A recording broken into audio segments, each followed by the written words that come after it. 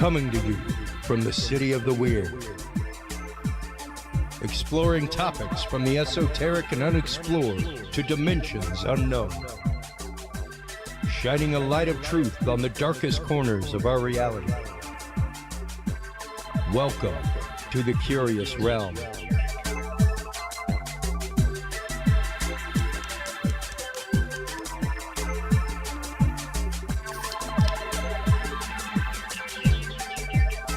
Well, hello everybody and happy Tuesday night. I hope everybody is doing well amidst the madness in the world. It's madness out there, man. Not only in our shores, but out of our shores. We are on the verge of all kinds of things. Because of all that, as typical, our second guest is always topical, folks. So we'll be finding some people to talk about this stuff going on in the world for our second guest slots coming up during the end of this month, beginning of next month. Next week, do not forget, stop on by the Mine Shaft Saloon in San Antonio if you are out that way to visit the Symposium of the Strange. We will be out there with Nikki Folsom next week doing People of the Fae. We are all of a week away from that event. So stop on by and check that out. She'll be talking about fairies, myth, fact, all kinds of fun things. In the second part of this segment tonight, folks, after our commercial break, we'll be joined by our good friend Ken Gerhard. His new book, The Essential Guide to Mothman and Other Flying Humanoids, is out, which is kind of a re-release of an old book that he put out years ago with all kinds of new case file and data, things like that.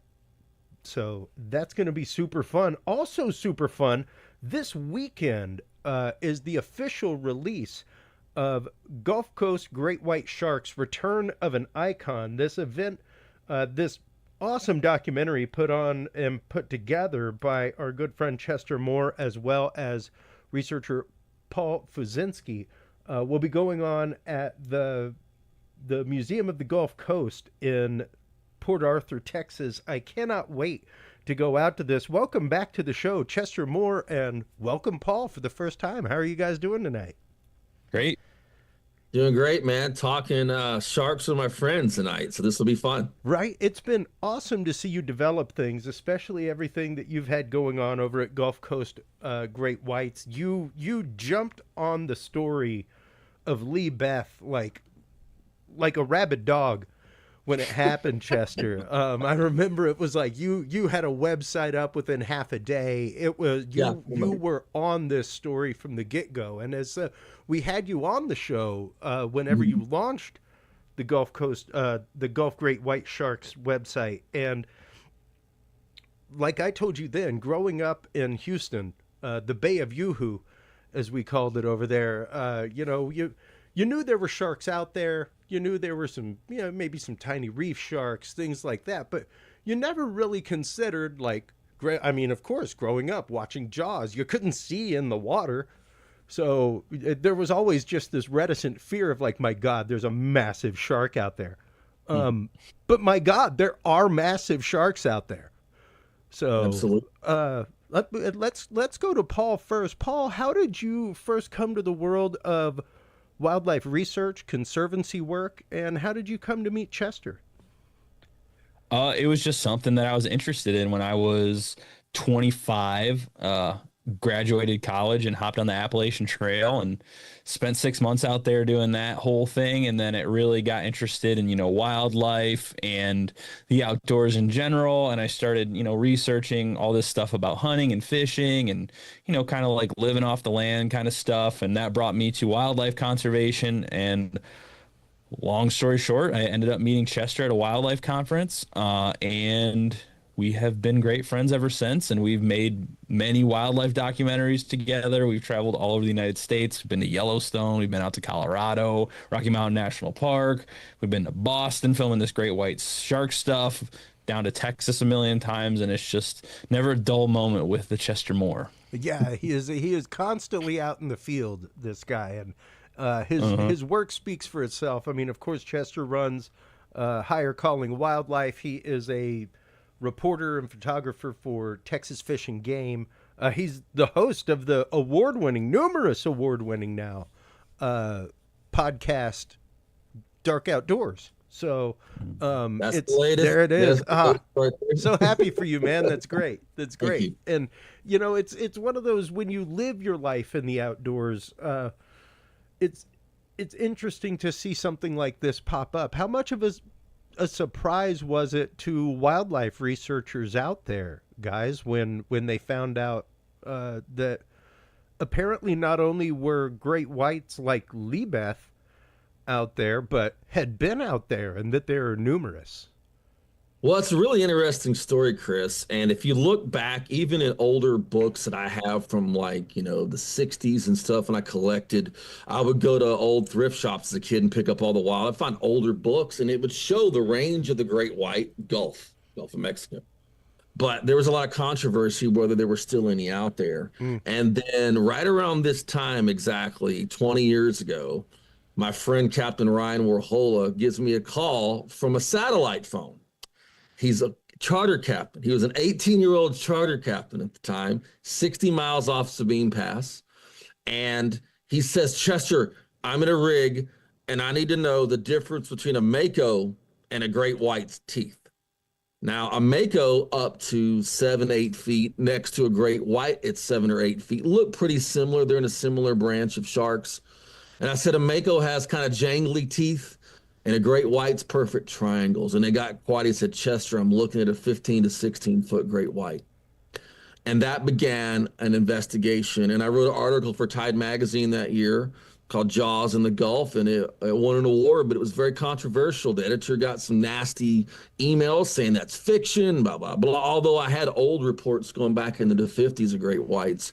But a group called OSearch started putting satellite tags in great whites back probably 12 or 13 years ago now. And they started popping up around on the Gulf side of Florida. So they're up all the way up to like, Panama City, Pensacola. And so it proved they were in the Gulf. But when Lebeth popped up last year, she was tagged by a group called the Atlantic White Shark Conservancy based out of Cape Cod. And she was tagged by BIM, my friend Megan Winton, Dr. Megan Winton, and Chip Michaelove from Outcast Sport Fishing. She was tagged I believe it was the 8th, 2023, out of Hilton Head, South Carolina. By February 26, 2024, she was 100 yards from the beach at South Padre Island. Wow. And made history. She dipped into Mexico for a while in that water, and then she came up the coastline. And by March 7th, my friend Ryan Warhola, who saw that great white and put me on this journey, sent me a screenshot of her position on the Atlantic White Shark Sharktivity app. And it said, just to think they thought we were crazy 20 years ago. This is right by the rig I saw the great white at 20 years ago. So Wow. you're right. As soon as that happened, I knew it was game on for what I've been working on for a long time on great whites. And it was time to sort of really do a deep dive on this for the sake of conservation of that great species. Well, and especially when it comes to conservation, things like that, there are huge efforts in the Gulf Coast as far as reef conservation. I have a good friend from high school who worked with Texas Parks and Wildlife for years in the reef conservation program, going out and dropping new reef structures, things like that. So the idea of repopulating the area in that kind of way to bring larger fish populations in closer. That's been something that the rigs have been for years and years, is artificial reef. That's typically, if you're taking a decent fishing charter out or something like that, that's normally where you end up going to catch large fish. The northern Gulf here is kind of the northwestern Gulf is pretty devoid of natural structure. Not a whole lot of it out there. I mean, we have the Flower Gardens Marine National Sanctuary, the Stetson Rocks, and some other stuff. But so a lot of those artificial structures actually help propagate fish. But what's interesting about white sharks being a migratory species is they're finding out, these researchers, that they're hanging out most of the summer up all the way up is Canada. And then they'll move through, and then a lot of them end up in the Gulf in the winter. So they don't like the really, really extreme cold as much. And then they don't like really hot either. So they'll kind of come down.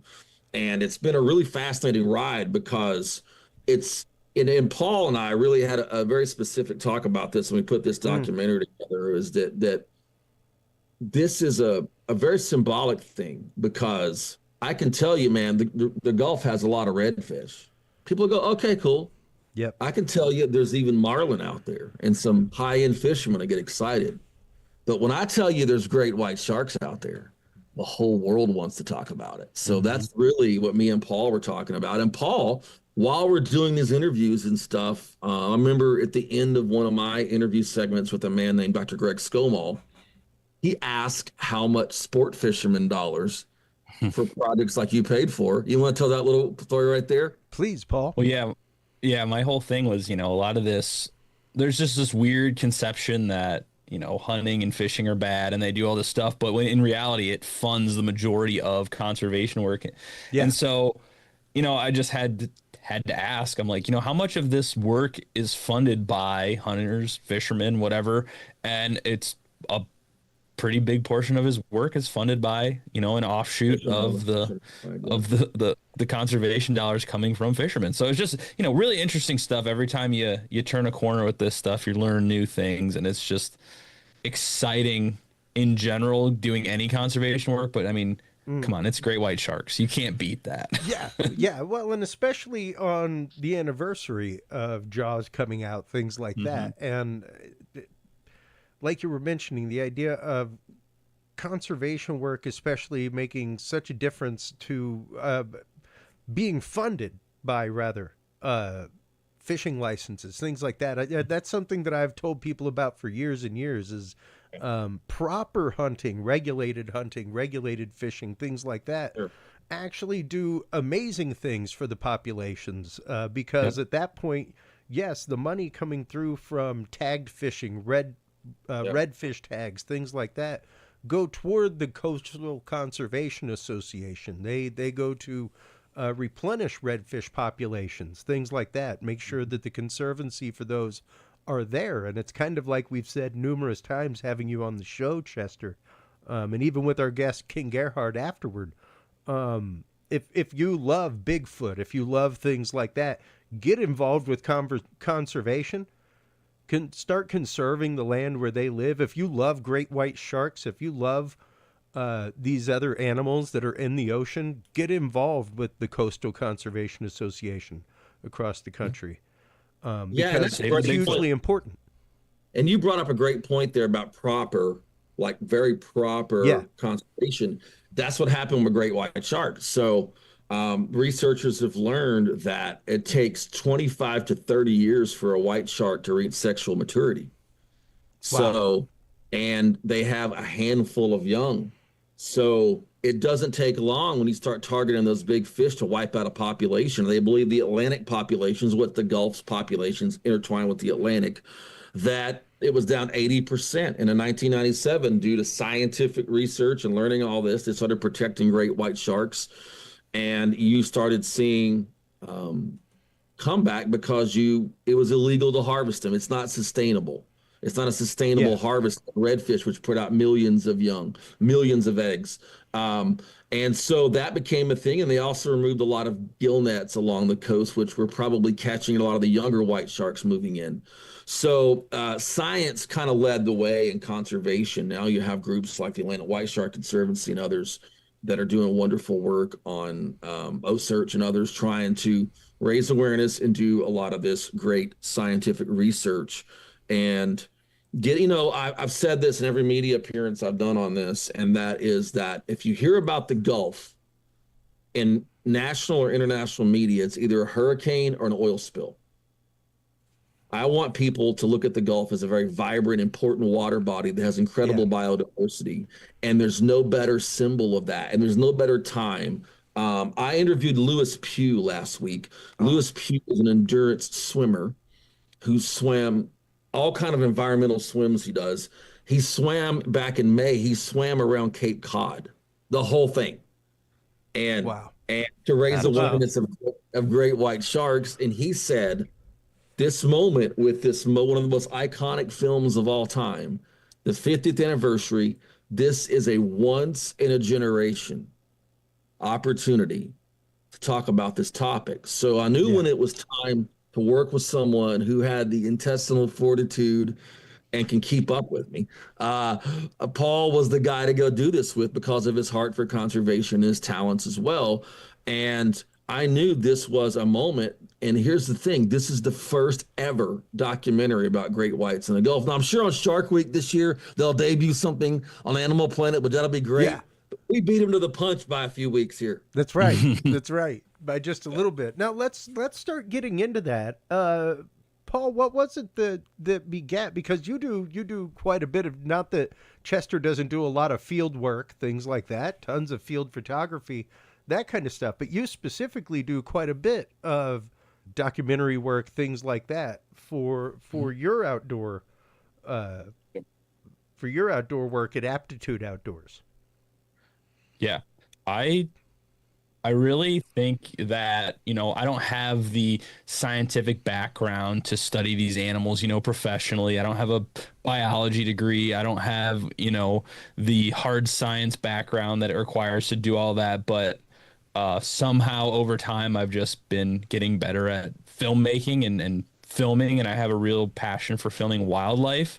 It's definitely difficult, which draws me to it. These things move and they're hard to focus on. And for people like me and Chester who have probably extreme ADHD at some level, it's very fun to film these animals because you're constantly moving. And, just being outside is one of my favorite things. So, just trying to build a life around that is awesome. And when someone calls you, I don't care what you're doing, if you're at a job or you're at a whatever, and it says, do you want to go film great white sharks? You don't say no to that. It doesn't matter. It doesn't matter what you're doing. You fire me, I will go. See ya. Yeah. No, that's once again, as I was saying before the show, it's kind of like whenever my buddy was like, I got somebody that could set you on fire. I was like, yeah, I'm not going to say no to that. That is a unique opportunity. And I probably have a few people that want to set me on fire, but not in the nice let's put it on film kind of way though. Exactly. I found myself over the years in this like producer's role in a lot of stuff because I'm good at bringing people together, things together. And it was started in music. I just noticed that our bands were independent, but didn't really have a producer, and I was the de facto producer. Just because I was there and could put it all together. And that's when it came along with this. And there was a moment where I was invited up to the Atlantic White Shark Conservancy's Media Day in Cape Cod and made a connection. And they told me, man, we're so grateful you came up here. We'd love to get you out when the sharks are really here. I was there a little bit early for shark activity. And I called them back like a week later. Were you serious about that? Can we put dates on the calendar? Yeah. And oh, Paul, I'm like, you want to go film great whites? We went up there and spent 4 days with them and filmed at their shark center, and which is an incredible place, and got to go out in the field while they were doing a drone study of great whites. And it was a pretty incredible time. And Paul is so good at capturing the feel. And that's always important to me, like the feel of what's going on there.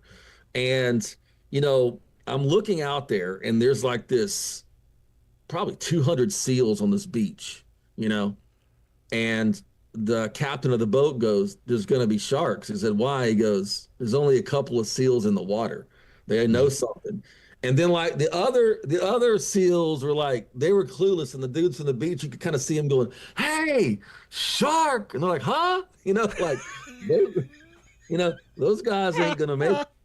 And it was just like a fun thing, but it was it was really incredible. I mean, and it was a moment for me because, Chris, all the work we do with youth and children, and we have 3 of the young people that we work with in our documentary with key roles.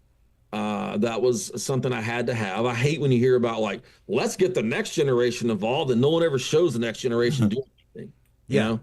So we did that, but I'd realized as I'm looking, there's a great picture on Paul's Facebook right now of me and him hanging over the boat. I have a GoPro, he has a camera. There's a great white, you can't see it in the photo, but it's like 10 feet away from us maybe.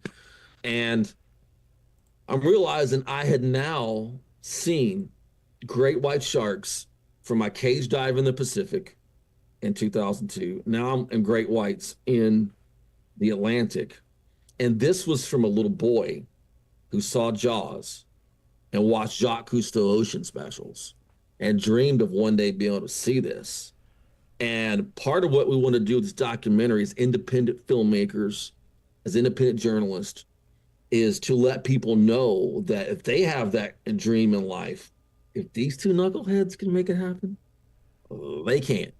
And that was an important part of this, to make a wider tent for anyone who wants to get involved in conservation. And, you can't escape the Jaws part of this. And I was not leaving the freaking Cape without going to Martha's Vineyard, where we had Jaws filming. And there was a very powerful moment. I know Paul will remember this. He captured this.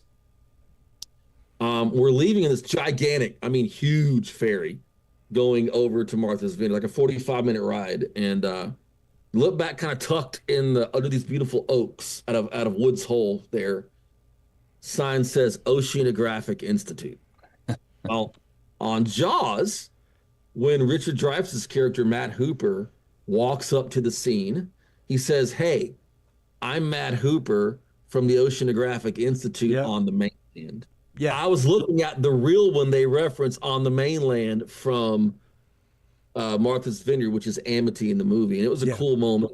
Got to film a little clip that's in the doc over at the Jaws Bridge, a famous bridge scene. And it was interesting because I believe in the long run, not the short run for sure, but in the long run, Jaws has done more to raise the profile of sharks and great white sharks than anything. Even the younger kids. They like the Meg that came out a few years ago and stuff like that, but Jaws still has its place. And there was a lot of people who wanted Jaws on their walls, including me when I was a little kid, after seeing the movie. But people like Dr. Greg Skolmall we interviewed said that character, Matt Hooper, actually inspired him. And it was a part of inspiring a lot of other people. So I think that's another important part of looking at it from this perspective, And Paul was not a Jaws guy growing up. So he got to see it in reverse. What was that like for you, man? You got to saw it in reverse. When we went to Martha's Vineyard, I had still embarrassingly not seen Jaws. So Chester's freaking out, and I'm like, it just seems like a lot of old people getting drunk. That's what I saw. You're embarrassing us in front of the scientists, dude. Yeah. But after the fact, it was really cool to see all that stuff. Oh, that's where they filmed that. And just from a filmmaking perspective, dear Lord, that movie is amazing. I was blown away by the whole thing. And even, being as old as it is, and it still holds up to that level of cinematography and filmmaking, that blew me away. It's considered probably cheesy by today's standards at some level, but it's a good movie. I came home and watched it because Chester's like, you got to watch it if we're making this documentary. I'm like, fine. He wins. It was a good movie. it was one of those, like I said at the beginning, and I've got a picture up here from the Chronicle in Houston that shows, as I said earlier, the Bay of Yoo-Hoo. And granted, this is just like suspended silt in the water, folks. But this is what I grew up with whenever it was like, hey, let's go to the beach. It's not like crystal blue water, things like you get down near Corpus Christi, that kind of stuff. Absolutely. The wash is totally different. You aren't there with 3 major rivers, but that whole area of the Gulf Coast that is being tracked, by the tracking app and everything is quite literally, that whole area is Bay of Yoo-Hoo. So the idea of not being able to see that directly under the water when it's there with you is frightening. And as a kid, it was one of those, I was telling my barber the other day, man, Jaws had me scared enough to not want to swim in Lake Livingston. That's fresh water, Jack. Yeah. Well, my dad talked about he used to wade fish up to here to throw his surf rods out for bull reds. When Jaws came out, it was knees for him. Yeah. I had one instance, where I won't wade fish anymore in Galveston or anything like that because of it, because I had a small shark tug on a redfish that was attached to my floating line. Oh yeah. And it was there close enough that I could hit it with my club and knock it away, but it was just a tiny little black tip, Mm. only a couple few feet long, but enough for me to be like, yeah, I'm good. I don't need to be in the water with them. I'll be on the shore. I'll be But that's part of the safety part of this too, actually, is, like Atlantic White Shark Conservancy, their whole thing is, that safety part of Cape Cod, because there's a lot of great whites on the beach now. They have a whole system that they do, which we got to witness in person. Mm-hmm. And their Sharktivity app, we literally saw a great white, and then Victoria, the girl there, the lady there who was doing part of the drone study, sends a message to the people on this beach, and then a purple flag goes up with a great white logo on it. So we saw that in action, and I give, because they're not out to get people, but they do hit people sometimes, Yeah. And in general, people freaked out because a great white showed up. I'm like, your chances of ever running into a great white on the beach, but you got a big chance of running into a black tip or a spinner or a bull shark. And if you're out at the beach a lot, I guarantee you've had a bull shark swim pretty close to you at some point. And last year there was a bull shark attack at South Padre, and the media went nuts. People were blaming the great white that had showed up. And of course, I did a blog at Gulf Great Whites and said, well, she would have had to make a one-day trip from Nova Scotia, because that's where she last pinged a couple of days ago. But the funny thing is, the media can't handle reporting on wildlife and sharks. They take it to a new level. A publication in the Rio Grande Valley posted that Parks and Wildlife had essentially lassoed the bull shark that attacks the people, and had taken it and let it out to deep water to get it away from people. Now, I'm thinking, this is Texas, and a lot of things are possible, but that sounds like a tall tale. So I called Parks and Wildlife, and I'm going, they did not publish that. I said, yes, they did. And so they went out there and made them correct it. But, in general, shark safety, if anyone listening out there, if you're wade fishing, I highly recommend don't use the kind of old school thing like Chris and I use, where you have the one little float and you just kind of put the stringer through the mouth. Use the baskets. The baskets are a lot better, and you need to have as much distance between you and the basket. Another thing is, if you're in the water and a bunch of bait fish come up, you find yourself in a school of menhaden or mullet, time to go bye-bye. Get out of the water, because there's sharks feeding in there. Other thing is, you mentioned murky water. Now, when you go into the Galveston Bay, like Sea Rims, Upper Coast, part of Louisiana coast where I live, all this area, murky is a relative term. So, if you got visibility like this, if you can see down 3 feet, that's clear local water. But if it gets real murky, stay out of the water, because sharks won't be able to see you, and they just might hit because they see something move or a little bit movement or smell fish around you or whatever. And don't swim at night, because the bigger sharks and stuff a lot of times move into the beaches closer to dusk and dawn and stuff like that. Just basic safety, intelligence stuff. I recommend a thing called a shark bands that puts out a signal from the Earth's magnetic field that has shown some resistance to sharks. I've had them on an episode of Dark Outdoors before. Interesting. So I just want to throw a little bit of safety stuff for the Gulf Coast, because most people never run into a great white. The fear of sharks is interesting, because I get it in the water. I understand that. But I had someone I was talking to who was almost shaking talking about sharks. I said, you do realize they're not going to ring your doorbell and show up at the house, right? So the good thing about a shark theory, just don't go in the water if it freaks you out that bad. But you don't have to be terrified of living in Beaumont, Texas, 30 miles from the Gulf. Yes, and especially when it comes to that kind of education.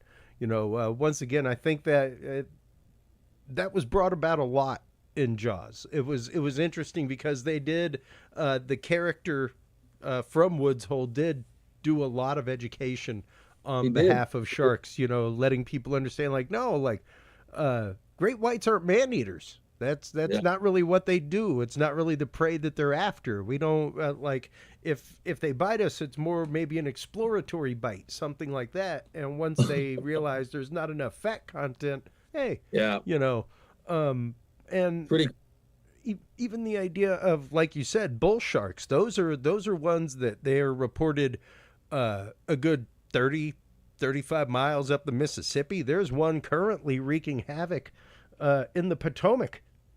Yeah. In the Potomac Bull River. sharks.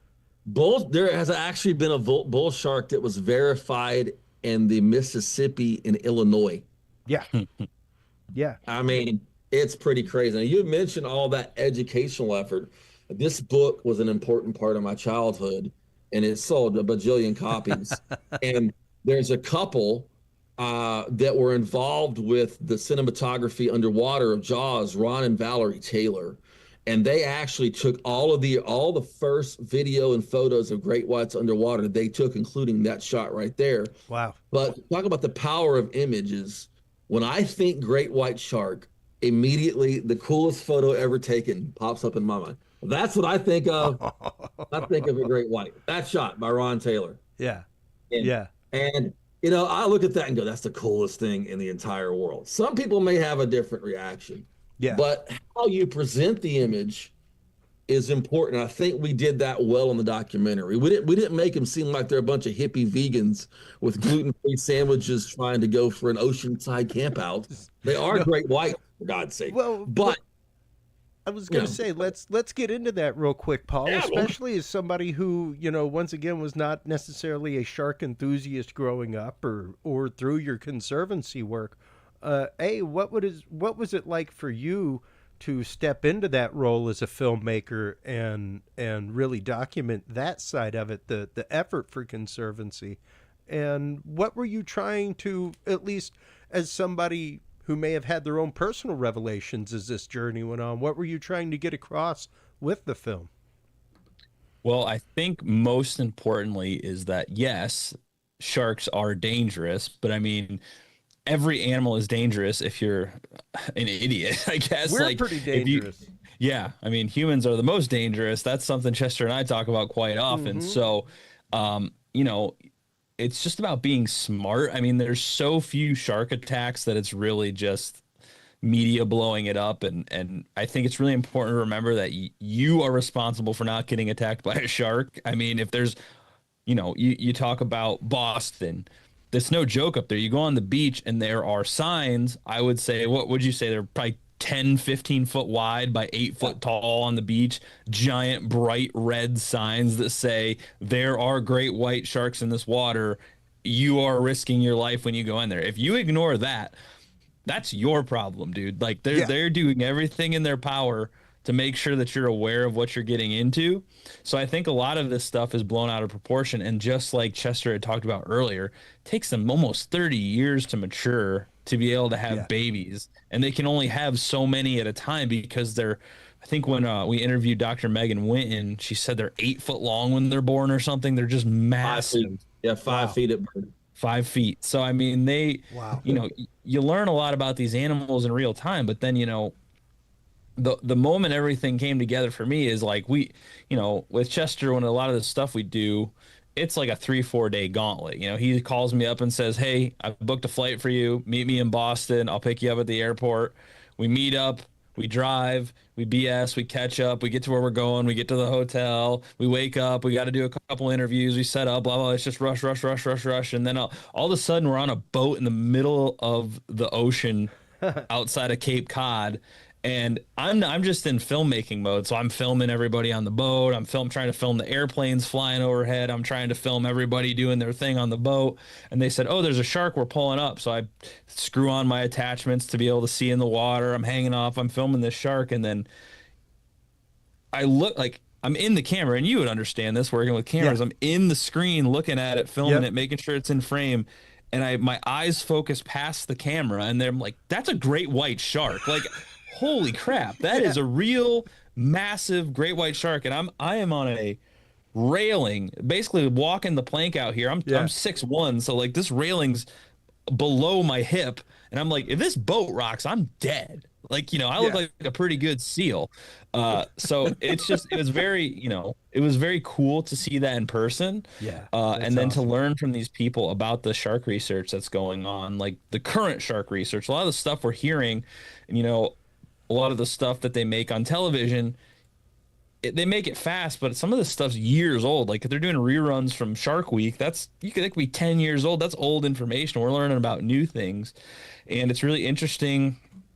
They don't know where sharks breed. Like to me, that's just crazy. Like how do you not know that? They have trackers on tons of these things and they just don't know what they're doing. And it's like in an age where we all think we know everything, and an age where we all think we got it all figured out because we have the internet. We still don't know about these amazing animals. And yes, they can be terrifying, but also they are a species at risk. They're very dependent on very specific things, and it's a real thing that we have to be concerned about. And luckily, you can't fish for them anymore, and that stuff's really important. And as a person who's an avid fisherman, you advocate for that, because if it's harming the population, then why would we go for it? You know what I mean? And all that stuff is very, very cool to learn about. I wish more people would learn about it. And it's kind of funny. This is probably the only podcast we could really make this make sense. As Chester and I were talking the other day, we're like, great whites are kind of like the only like cryptid adjacent animal that's out there. Like, because like they're clear, like we see them all the time. They're on TV all the time. But it's like that fear that campers get at night when they're around the campfire telling Bigfoot stories. People get that when they go in the ocean. But like, for sure, it's funny that it's like, you know what I'm saying. Your audience is the only one who would understand that. You talked about that with a bunch of biologists. They're gonna be like, well, "Don't talk about this." Yeah. Well, and it's interesting that you bring that up, because it does take sometimes that suspension of disbelief to get a point across, and it's one of those. Once again, the idea that a 2-hour long suspension of disbelief known as Jaws led to the beginning of Shark Conservancy, basically, is really fascinating to think about it. When you look, especially in the world of conservancy, there is what is known as an indicator species, and when you're talking freshwater things like that, like frogs are a huge indicator species as to whether or not there are toxins in the environment, that kind of stuff that may further affect fish and other things, because they feed on the tadpoles and on the frogs and that kind of stuff. And sharks are very much an indicator species in the world of oceanography, and marine biology. Go ahead, Paul. It was interesting that you brought that up, because I did not know. I mean, this could be ignorance on my part, but I grew up in the Midwest where we have, we have deer, that's what we have around here, raccoons, squirrels. They didn't have any seals up in Massachusetts, up in the Northeast at all. And they basically had wiped them out because they said the fishermen were saying they were like depleting the fish populations. And then, talking with the scientists there, they believe that's part of the reason the sharks weren't there for so long, is because, or at least in lower numbers, because seals are their main food source up in that area of the world. And they're still kind of figuring out what they eat in the Gulf. I think they said it might, some of the, and correct me, Chester, some like sea turtles and some of the like redfish and stuff like that. They're eating some of these bigger fish, but up in the Northeast, it's seals, and the recovery of the seal is the recovery of the great white in that region. It's all, you preach ecosystem all you want, but I mean, habitat destruction and collapse of ecosystem is the #1 threat to all wildlife right now. It's not hunting. It's not this. It's And with that, with the seal comeback it's its own thing. I mean, that could be an incredible documentary. But when Jaws came out, of course, the initial reaction was very negative. I mean, there's a lot of sharks killed after that. Yes. And interestingly, the man that Captain Quint was inspired by was a fisherman named Frank Mundus. And it wasn't like exactly like Quint, but he was a kind of a character. And I forget what he mainly fished for. It might have been billfish or tuna. In the fishery had tanked, and he caught a big gray white and hung it on a dock, and the newspapers showed up. Predating Jaws, he was going out and doing this, and he get just massive fish they caught. And then by the mid-'80s, when Mundus had seen what had happened, and also Peter Benchley, the author of Jaws, they became staunch shark conservationists. So I think sharks, it's interesting because Jaws is not what painted a bad picture. We prove it in the documentary, by the way. that Jaws wasn't what put a crosshair on great whites at first. There's Mundus right there. Yep. And I have a newspaper clipping that Paul does a great job of showing in the documentary from 1950 when a great white was called a man-eater in a Texas newspaper. And there was the movie done with Ron and Valerie Taylor and others in 1971, 4 years before Jaws, called Blue Water White Death, and it's on Prime. It's incredible to go watch. Huh. But Jaws took it to like a global level and a lot of fear. But out of that, these young shark conservationists rose up, and now we can go at the 50th anniversary and look at the people that are put their eyeballs on great whites because of that. And I think it's a net gain in the long run for sure. And I think it's a fun thing to celebrate because look, think about this from the environmental perspective. I mean, you got like Free Willy or something, but like, let's look at reality. Come on, let's look at reality here. Name a movie or a picture like that, anything like that, that has a little bit of Jaws is pretty reality based. I mean, there's, that makes you think about nature like Jaws. Yeah. I mean, maybe a river runs through it or the book, but nothing like Jaws puts the attention on a species and an ecosystem. So we are honored as brothers in conservation and doing films together to release it on the weekend Jaws was released 50 years ago, and help steward that next generation of conservationists. I was talking to one about 7 o'clock this afternoon, Marina Wilson, who is one of the stars of the documentary. She's a first-year marine biology student we're working with the last couple of years, and cool. She's going to host our event. She's going to be our event host. And we've got my friend Erica Shea here from Orange, Burrell, and then Ridge Petty, 2 other young people in the documentary. And we're seeing a new generation rise up, and they're wanting to do something positive. And we're going to be announcing some positive conservation things out of this and doing our best to say, hey, the true apex predator of the Gulf isn't the bull shark, and it isn't the hammerhead. It's Carcharodon carcharias, the great white shark. And we want to put that stamp of conservation awareness with filmmaking, Absolutely. And Paul, what are you looking to, what are you looking to bring to the next generation with this? How are you looking to present this to them? And how are you hoping that it will help bring a new generation to understanding this animal? Well, I think first and foremost, it's really important that, we understand that these opportunities are available to people. I mean, you don't have to be, on National Geographic. You don't have to be a world famous filmmaker that makes $10 billion a film or whatever to do this stuff. Like Chester and I did this on our own because we care about it. Yeah. We didn't have any funding from anybody. We didn't have anything, provided to us. We just went out and did it. If you're passionate about something, you really can just go for it. And, maybe it's not going to be, the most amazing looking shot on a 12K camera with a 30-person film crew, but you're telling a story that means something to you. And I think that's more important than anything. We don't have a lot of fancy equipment and a lot of, technical knowledge about a lot of things, but we work really hard and we're passionate. And I think that's what's important for kids to know, especially in this age of social media where everybody seems to be famous all of a sudden, all the time, out of nowhere. And, Chester and I live in the real world. we work hard and we try and get a message out there that's positive in a lot of negative stuff. And I mean, that goes for wildlife too. There's so many misconceptions about wildlife.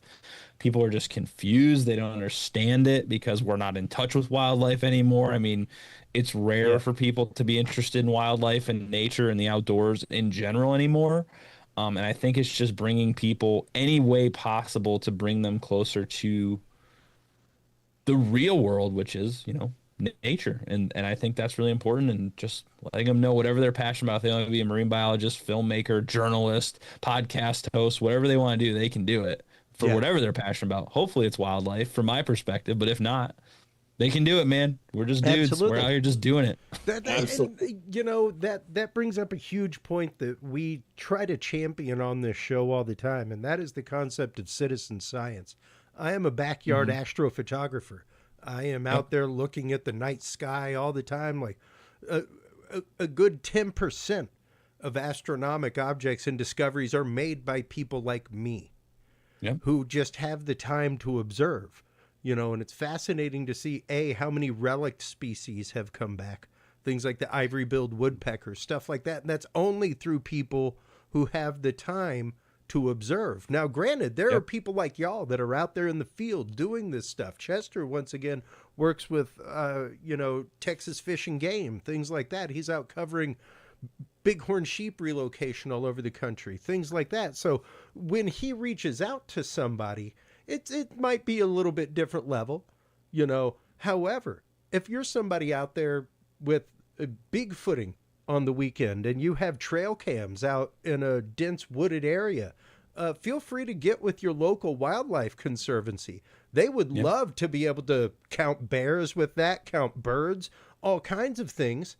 And you're now contributing to their science. You're building a bridge, and come the day that you need something examined, they're going to look at you in a different light because you've been contributing to them. Wasn't there a Bigfoot group doing a camera study out in California, and they found a species of marten they thought were extinct or something recently within the last couple of years? I remember hearing about that. I mean, for real, people. No, if the people out in the woods are the ones with the cameras looking for stuff, they could find species that they didn't know exist. It's totally possible. No different than the fishing guides out there that are out there in that water all the time, you know, to be able to take pictures of things. Beth got tagged by a fishing guide with the Atlantic White Shark Conservancy. And it's a great thing for that on-ramp you're talking about for people to be involved. And, you know, I just knew we had to do this, so I dug in and figured out how I'm going to fund it out of my own budget here. Then I went kind of the backwards way. We did independent production, and we had, afterwards, we had the Texas Outdoor Writers Association through our friend Herman Brune and Rebecca Jones and the church family step up and be contributing producers and help us fund some of the promotion of it and buying bulk footage. And we had some other people sign on to help, but there's ways to do it with like crowdfunding and stuff as well. Well, we did it in reverse because the opportunity was there. And we knew that this was a moment in time that will never repeat itself. And we owed it, I think, to ourselves, start off with, just to take advantage of this for the sake of conservation. Because, look, we can talk about white-tailed deer all day long. We can talk about snakes. We can talk about ducks. But man, when you start talking about sharks, you get people listening, and we want a wide audience, cast a wide net, and hopefully make a big, big impact. And what Paul so eloquently said about, like, people can have a chance to do it. Don't worry about all what you see other people, the illusion of celebrity and all that stuff. If you got the heart and you got the talent, put some work in and make great things happen. Yeah. And you know, it's amazing because as a technician, things like that, like, man, there's a Black Magic app for your camera now that literally lets you control f-stop and like use your camera like an actual photographer and filmmaker. You know, it's fascinating, and that thing is free. So the fact that like you got a 4K camera in your pocket that you can then use that app and shoot footage and get even shoot in RAW format for editing. Like, it's pretty disgusting. It's like, that's just ridiculous, man. Because you've already got the technology in your pocket. And that's kind of something that I used to tell people whenever I spoke at podcasting conferences. That kind of thing is like, you don't have to have, I've got a ton of technology, but it's also what I do for a living. You know, like, I make music. I do all this stuff.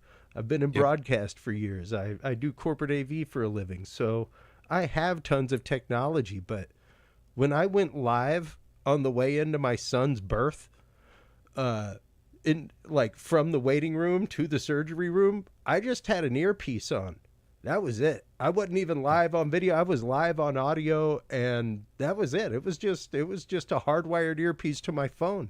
You do not have to get complex to make the content. There you go. You know, so yeah, the idea of get out there, get your hands dirty, do it, make the dream a reality, and release it into the wild, much like any well cared for critter that you are trying to help sustain in the world. And I go ahead.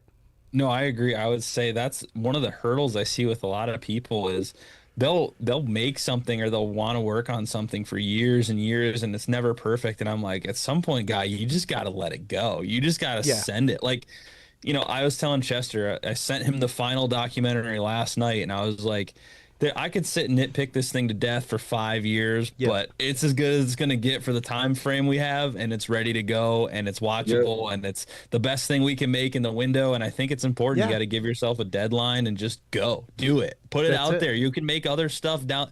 I can make so much crap every day. I can make stuff forever.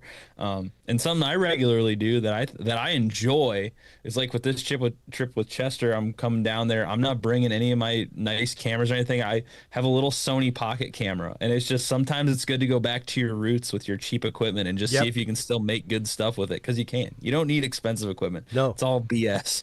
Yeah. It really is one of the. There's all kinds of fancy hammers out there.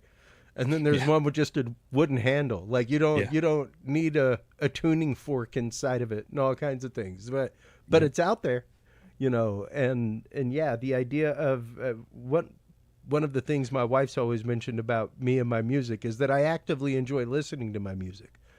And I tell her I enjoy listening to it because I don't toil over it.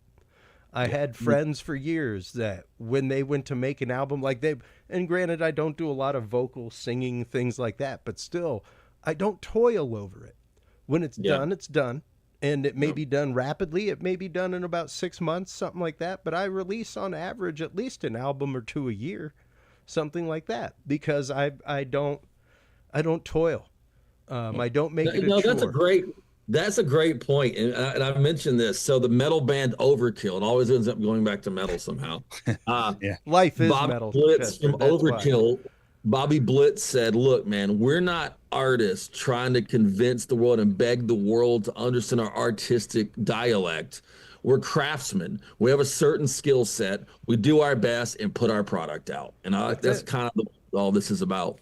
Well, and exactly. And the idea of conservancy for conservancy's sake. You aren't trying to once again, you didn't go out, you didn't raise a crap ton of money to get this done. You didn't go out and find a crap ton of sponsors and angels and that kind of stuff and go through insane channels of promotion to get it into a Regal Cinema or something like that for a day viewing, that kind of stuff. You went to the Museum of the Gulf Coast and said, let us help you help us, you know. That true idea. Great partner.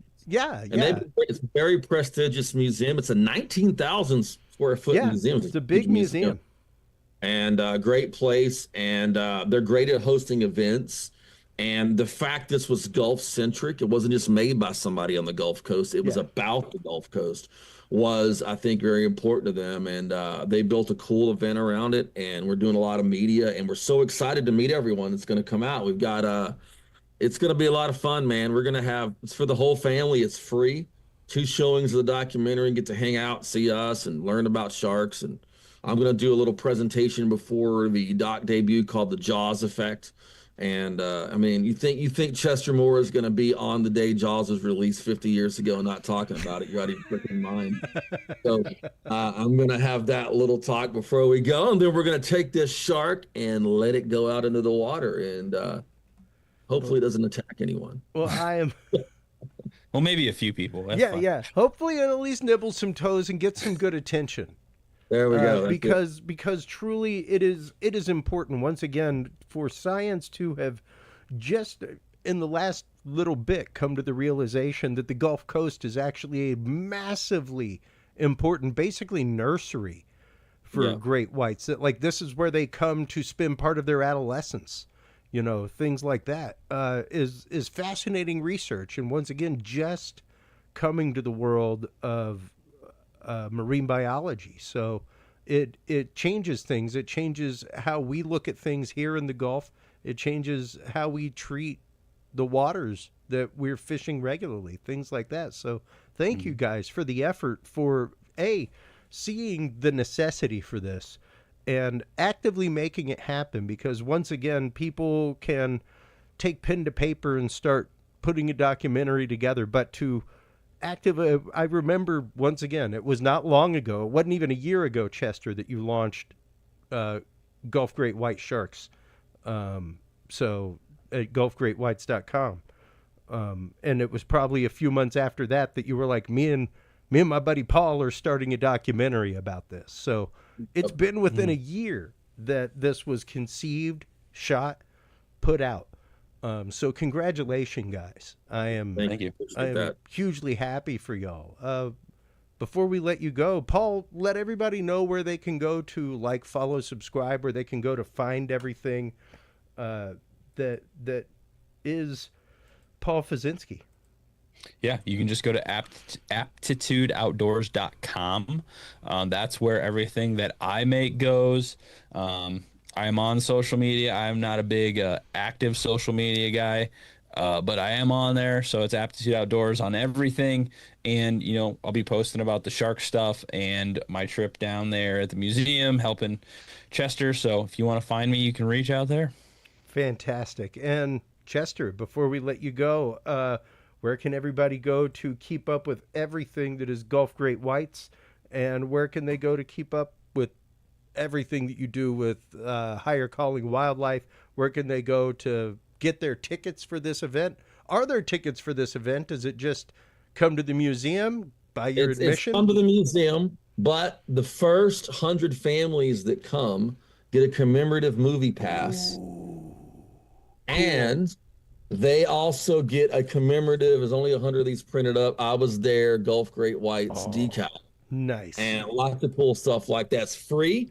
GulfGreatWhites.com, all of my Great White stuff. By the way, GulfGreatWhites.com was named by the Excellence in Craft Awards by the Texas Outdoor Writers Association, #1 outdoor website of Texas this year. Wow. It was just also recognized by the Press Club of Southeast Texas as one of the top 3 blogs. Of course, the funny thing is, Higher Calling Wildlife beat it. So 4th year in a row, highercalling.net by the Press Club of Southeast Texas, #1 blog by them. Highercalling.net is kind of my catch-all for everything that I do. And at the Chester Moore on Instagram. And if people go to gulfgreatwhites.com, they hit the subscribe link, and they send me their mailing address, I'll send them a Gulf Great Whites decal. We have sent out, Chris, in the last 3 months, over 600 of these to people subscribing to the blog. Wow. So things are happening. Fantastic. I'm so glad to hear that, Chester. It's always great to have you on the show. I love your work. I love what you do. Paul, thank you so much for your time tonight. It's always great to meet new conservationists that are out there trying to save our outdoors, because once again, whether you're a hunter, a fisherman, whether you're a cryptid researcher, these are places that we need to preserve. If we like the wildlife, if we like the cryptids that we're trying to track, we first have to start with protecting their homes and protecting their environment. So congratulations, gentlemen, and kudos to everything that you've done with this documentary. I can't wait to see it. I appreciate it, my friend. And thank you for always being a staunch supporter of the work I'm doing, and also for having so many people across different parts of this outdoors world, whether it's cryptids or whatever, on your program.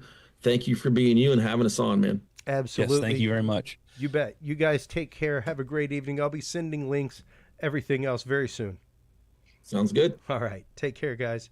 While you are online checking out everything from gulfgreatwhites.com as well as Higher Calling Wildlife, everybody, make sure to stop on by Curious Realm. CuriousRealm.com is where you can like, follow, subscribe. That is where you can find all of the episodes. That is where you can also find your link to Curious Research. If you have had an experience of the paranormal, stop on by, fill out our experiencer form there. Let us know what happened to you. how it happened, things like that. When we come back from this break, everybody, we will be joined by our good friend Ken Gerhard. We will be talking about his new book, The Essential Mothman, The Essential Guide to Mothman and Other Flying Cryptids, right after this.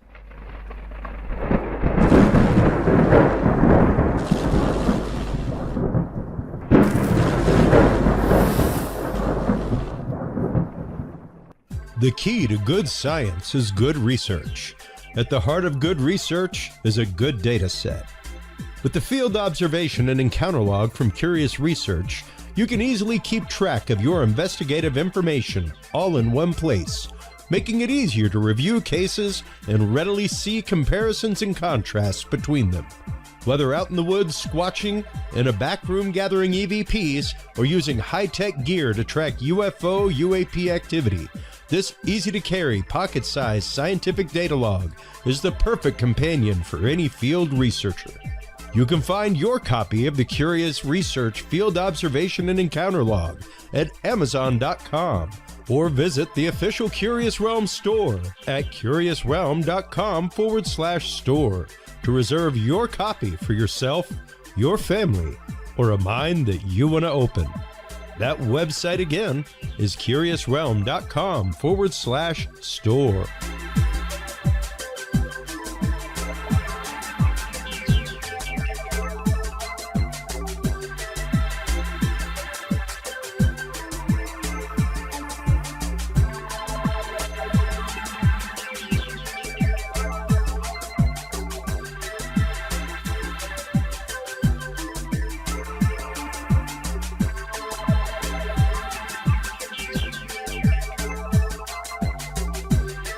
Hello, everybody, and welcome back from that quick break. Thank you so much to our good friend Chester Moore. I cannot wait for his upcoming Great White Shark documentary at the Port Arthur Museum. It's going to be great. I'm going to be there. You should be there, too. Our guest in this segment is the amazing Ken Gerhard. He has just put out a new and revised version of a book that he previously had out, the Essential Mothman and Other Flying Humanoids. This is a great compendium if you are into the world of Mothman, into the world of flying humanoid. Like, believe it or not, folks, there are more flying humanoid sightings than you can shake a stick at. There's quite a few that you may not be aware of, and it is fascinating information in here. Welcome back, Ken. How are you doing?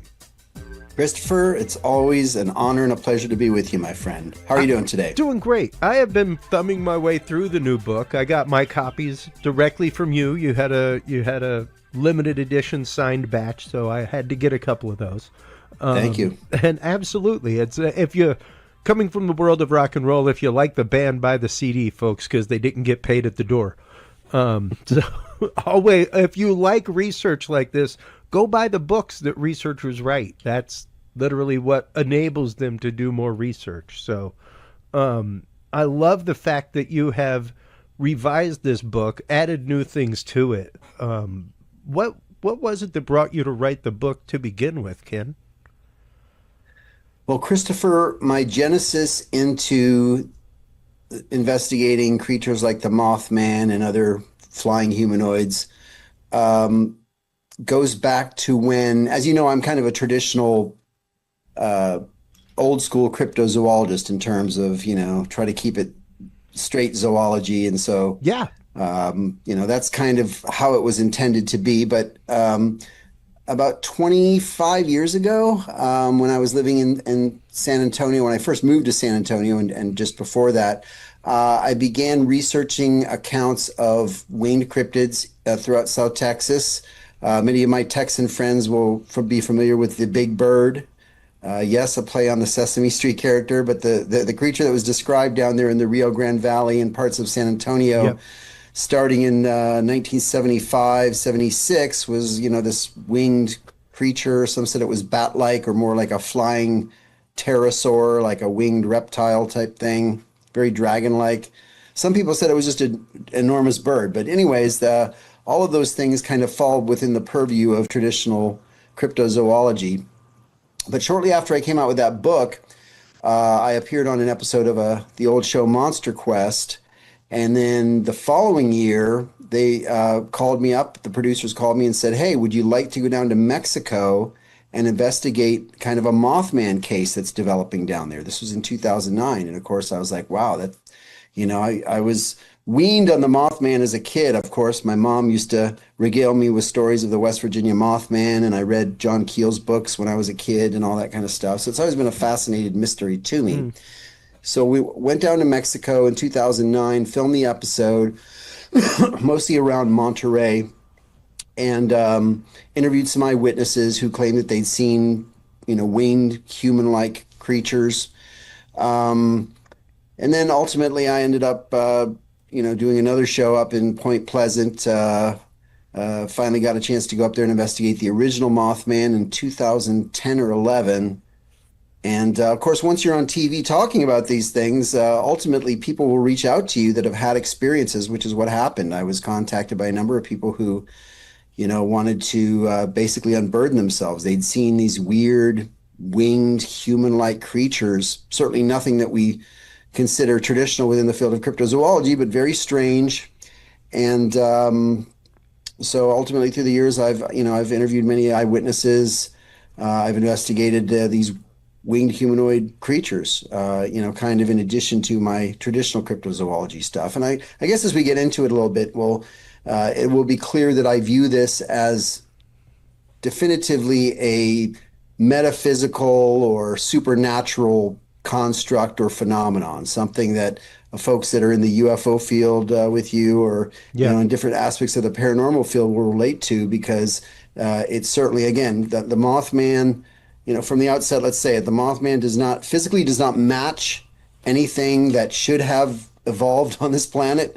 Its behaviors were very unnatural, and there was a lot of weird stuff attached to it, from psychic phenomenon to UFOs to Men in Black to curses and all this kind of stuff. So it's a pretty weird and fascinating case, and very, very dark and creepy. Yeah, and one that, like you said, literally struck terror into a town for a while, especially just before the Silver Bridge collapse, which is, of course, most famously what the Mothman is connected to. But let's get into a little bit of that lore and the cases that led up to that event, Ken, before we get into modern day sightings, things like that. Well, the quintessential Mothman encounter occurred on the just before midnight on November 14th, 1966.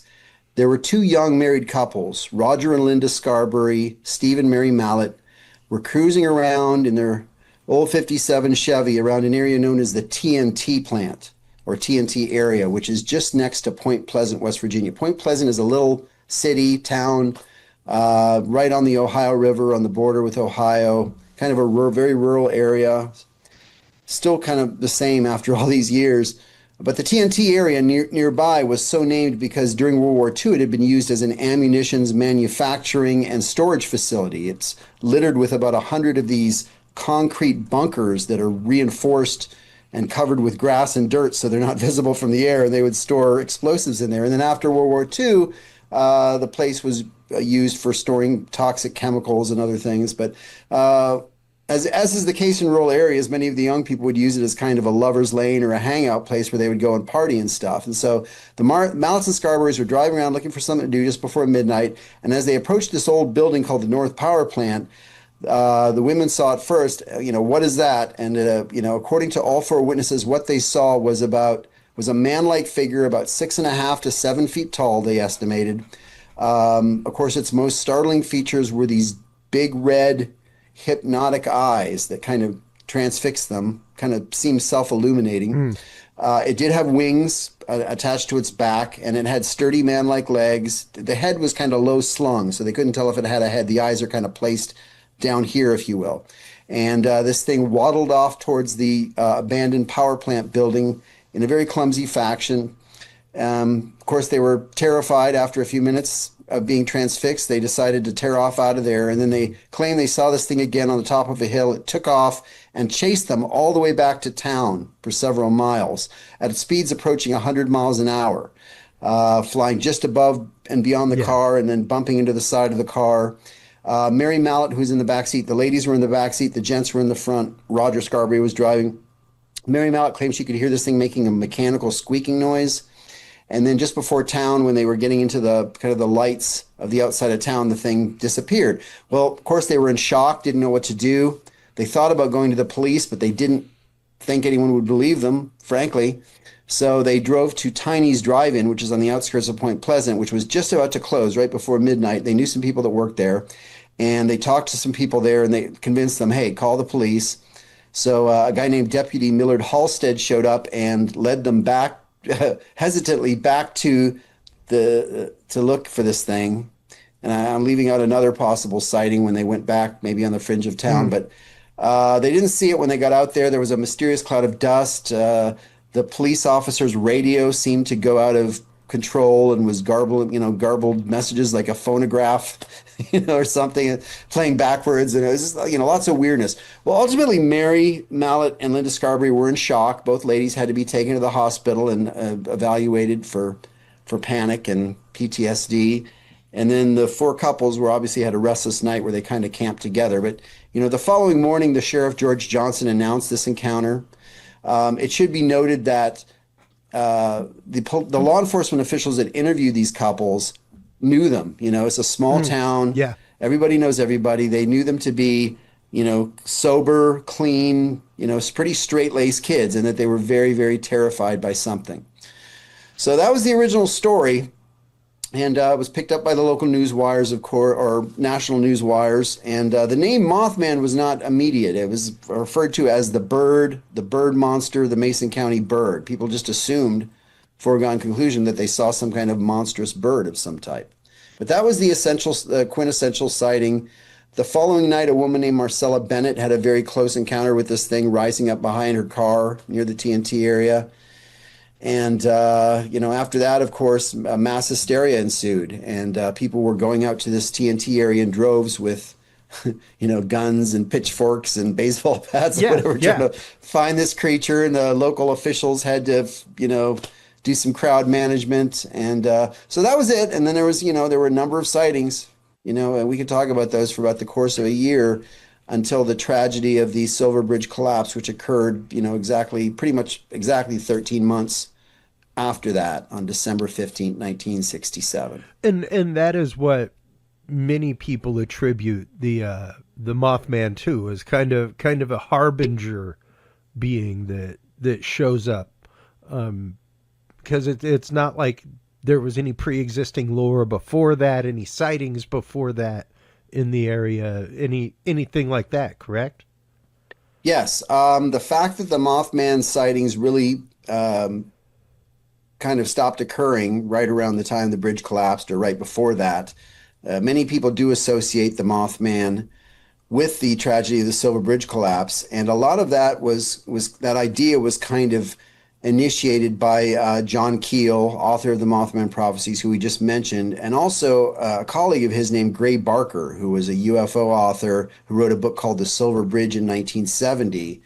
And he was probably the first one to publicly link those things, and then John Keel did as well. And we, if we talk about some of these similar creatures in antiquity, which I'm happy to do, yes, there are traditions of winged human-like creatures being considered harbingers or omens of cataclysmic events and things like that. Let's get into that for a second, because I think that's important to kind of cusp on before I bring up my next question.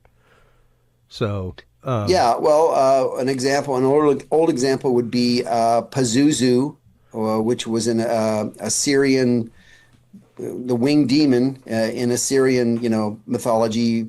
Pazuzu. Yeah, there's Pazuzu. You got your Zuzu on. That was, what was that? 3,000 years ago or something,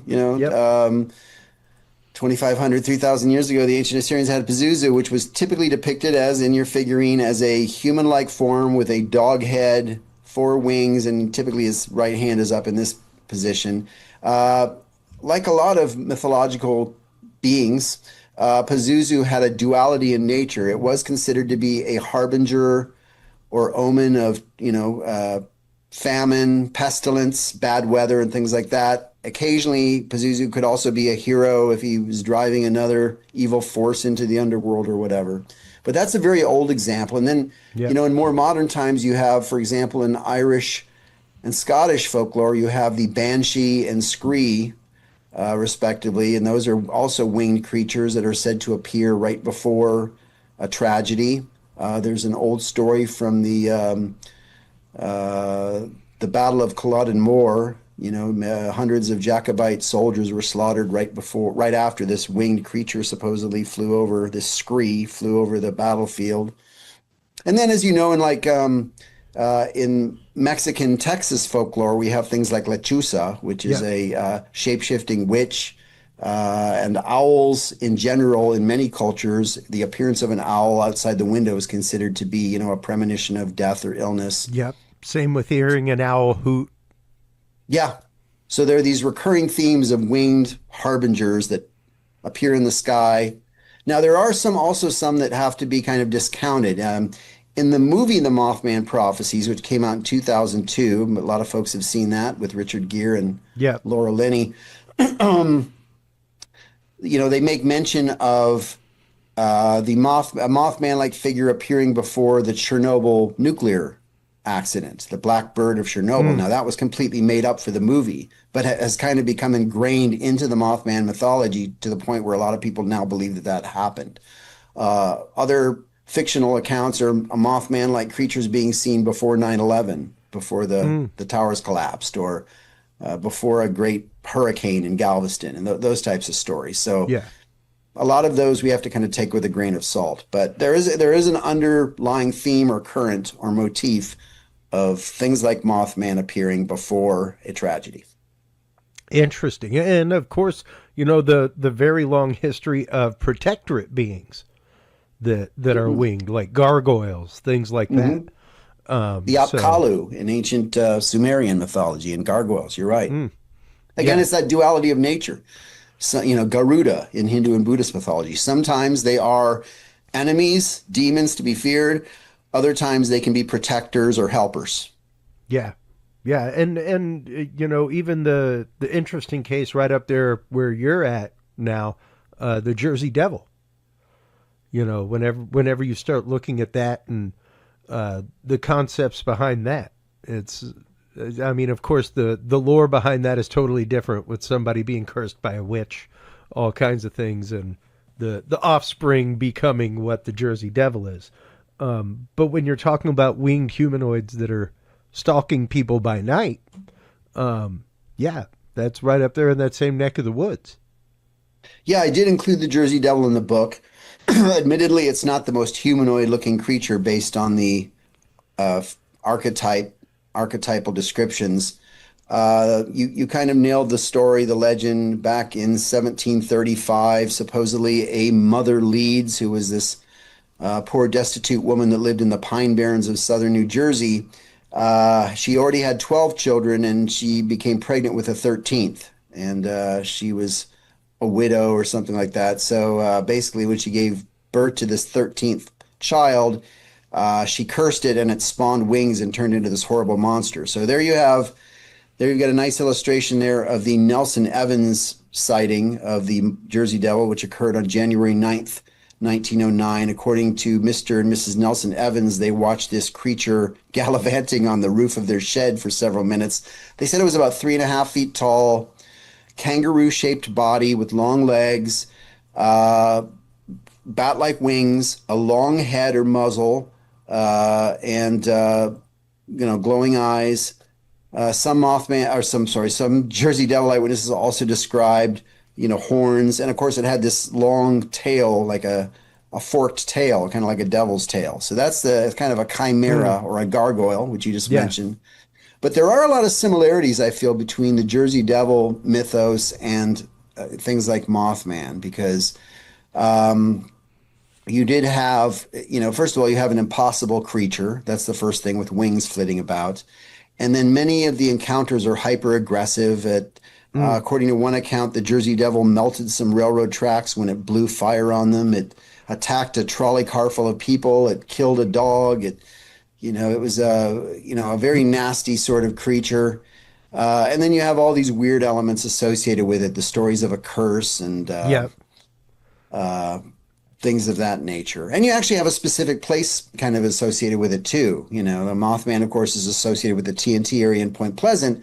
The Jersey Devil is always seen in or around the Pine Barrens area of southern New Jersey, in that forested area there. So, and granted, I have, and this was part of my question was, of course, could the Mothman be animal? And I have always posited that 1861 was when an American biologist categorized the hammer-headed bat, and it awful lot looks like a Jersey Devil. So if he would have brought a sample back, few samples back, something like that for study or anything like that, and they got loose, yeah, I mean, that's possible. Maybe not even probable, but possible, to be able to explain the Jersey Devil, at least in the eyes of biology. What about Mothman? No, that's a lot of people have brought up that weird, striking similarity between a hammerhead bat and the Jersey Devil sketches. The only thing I would argue against that, of course, is that the hammerhead bat is very much a tropical equatorial species that lives in very warm environments. I doubt it would thrive during the winter in New Jersey. Exactly. But, as with a lot of these cryptids and weird creatures, a lot of times we're dealing with a composite identity, meaning that there are different things that kind of get lumped together. So perhaps a misidentification of a known species is possible. One thing I like to point out about the Mothman, I just mentioned that it was referred to as the bird early on by the newspapers. And in fact, a local biology professor named Robert Smith, no, not the singer from The Cure, although that would have been cool, claimed that he thought the sightings were of a species known as a sandhill crane, which is Grus canadensis is the Latin name, which is a 5-foot-tall gray bird with a red blotch on its head, but very un-Mothman-like when you look at its long, skinny legs and long neck and stuff. But there is a history of big bird or thunderbird sightings in West Virginia as well, Christopher. Yeah. I have an account from the 1890s from Webster County, West Virginia. According to stories, there was a giant eagle-like bird, very nasty and smelly, that was attacking livestock in that particular area and was ultimately dispatched by a farmer or rancher. And then in the 1920s, I have an account. I interviewed the grandson of a gentleman who claimed that he encountered a thunderbird in Mingo County, West Virginia in the 1920s. He was riding a work detail in the back of a pickup truck on a logging road, and this giant, massive bird swooped down on him. So we have those accounts. So there is a tradition of big bird accounts in West Virginia already, and in Ohio, which is nearby. And then you also have one particular Mothman witness I'd like to reference is a guy named Thomas Urey, U-R-Y. On November 25th, 1966, 10 days after the Scarberry Mallet sighting, he had a daytime sighting of something as he was driving into Point Pleasant in the morning. And he was a young shoe salesman at the time, headed to work, and he claimed that this giant bird swooped over the trees and kind of like circled over his car, few hundred feet in the air. And he said that it was like way larger than any bird that ever was known to exist, 15, 20-foot wingspan. And he always stuck with that description, even up until the very end. In latter years, he was a speaker sometimes at the Mothman Festival in West Virginia, and he would always tell people, what I saw was not humanoid. It was a massive bird, unknown bird species of some kind. And he was actually a little bit ticked off at John Keel because John Keel had misrepresented his description in Mothman Prophecy's book and described it as a humanoid thing with big red glowing eyes. And he said, I never said any of that. And he felt like, oh, wow. Yeah, so he always wanted to kind of set the record straight that what he saw was definitively a monster bird. It was not a human. So we do have a little bit of, kind of that slight ambiguity. Discrepancy. Yeah, a little bit. It's a little we can talk about that too. As much as I admire John Keel and a lot of people love his book and his research, he was kind of found out to be a bit of a storyteller and embellisher in later years. So we have to keep that in mind when we read his books and his research. Well, and especially whenever you look at the fact of, I mean, he was a newspaper reporter. That's what he did for a living. So there is a way in which you write to sell newspapers, where sure you're using fact and things like that, but there's also some conjecture in there as well, and sometimes a healthy dose of conjecture to lead the reader along somewhere. That's true. Mm-hmm. And that it is a specific style of writing. And yes, when applied to, and I wouldn't even necessarily say that he was, quote, researching anything more than article material or anything like that. I don't think he was I don't think he was a, quote, field researcher in that kind of way. Definite investigative researcher, getting stories, compiling them, things like that. But once again, to add embellishment in order to sell.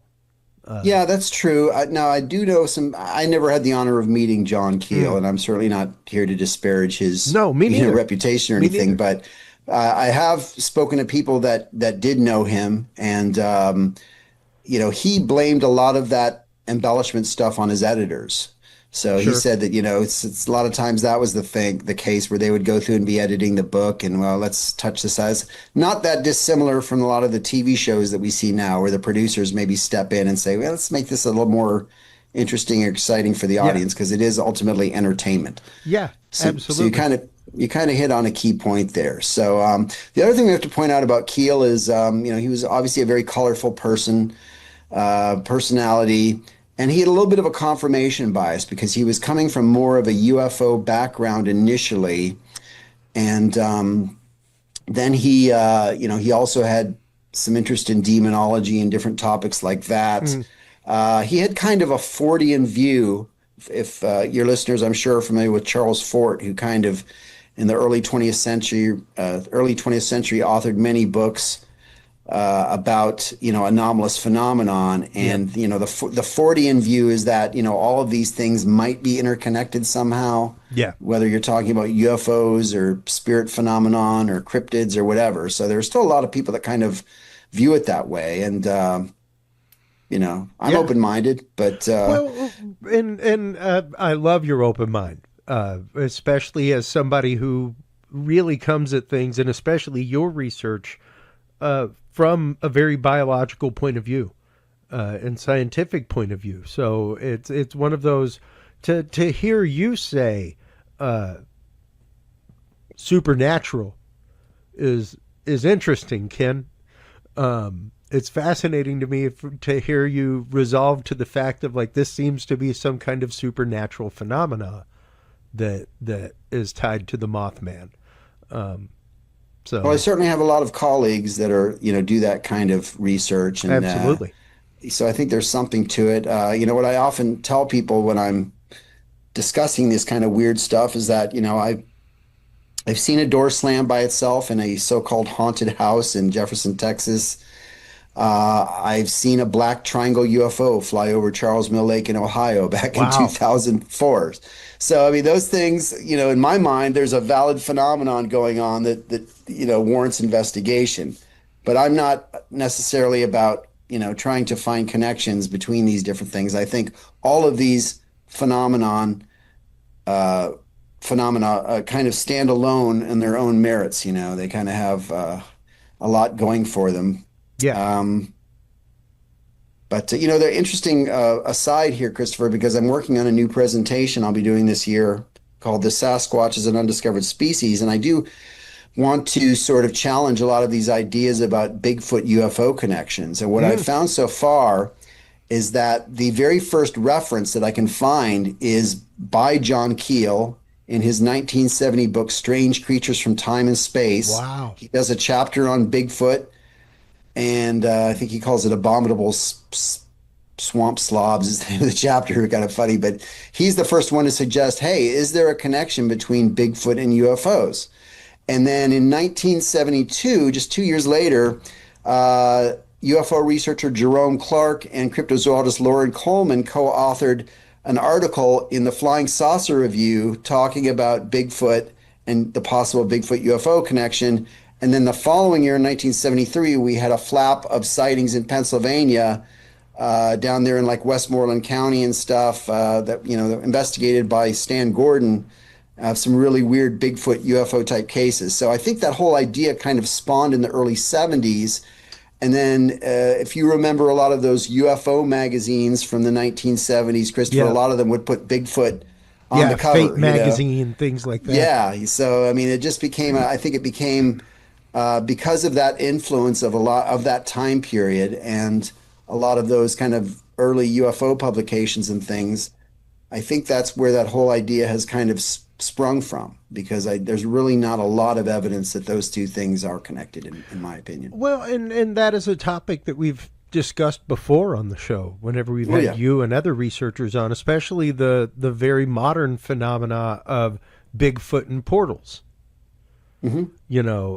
And portals being seen with Bigfoot, things like that. So is it the idea of kind of cross-contamination of sociologic memes that are going on? And that is not me calling Bigfoot a sociologic meme, people. Perhaps the portal and the appearance of the portal, but not Bigfoot.